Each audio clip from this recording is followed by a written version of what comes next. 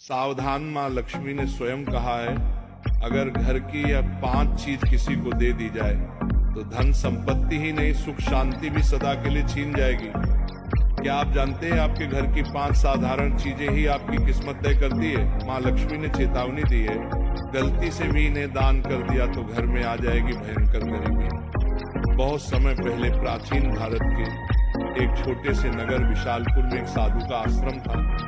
वहां दूर दूर से लोग आकर आध्यात्मिक शिक्षा प्राप्त करते थे। नगरवासी साधु को आचार्य देव कहते थे, क्योंकि वे केवल भिक्षा लेकर जीवन व्यतीत नहीं करते थे, बल्कि लोगों को सही जीवन जीने की राह भी दिखाते थे।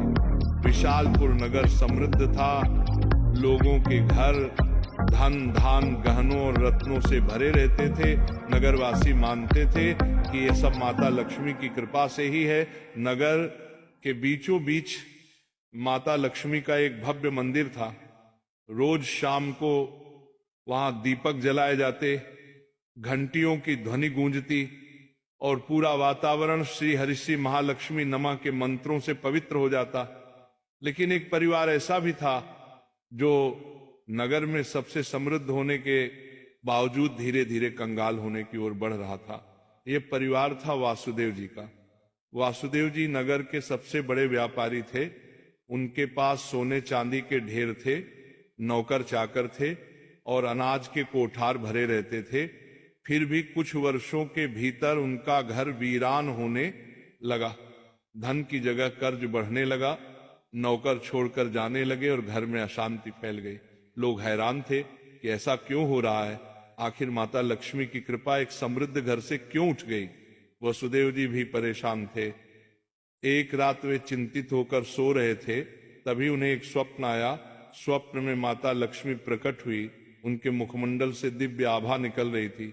4 हाथों में कमल, शंख, गदा और सोने के सिक्कों की वर्षा करने वाला पात्र था। उनकी मुस्कान शांति और कृपा से भरी थी, लेकिन आंखों में एक कठोर सत्य छिपा था।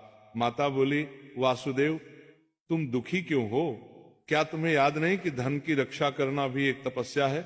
तुमने अपने घर की 5 पवित्र वस्तुएं बार बार दूसरों को देकर मेरे निवास को अशुद्ध कर दिया, इसलिए मैं तुम्हारे घर से विदा हो गई।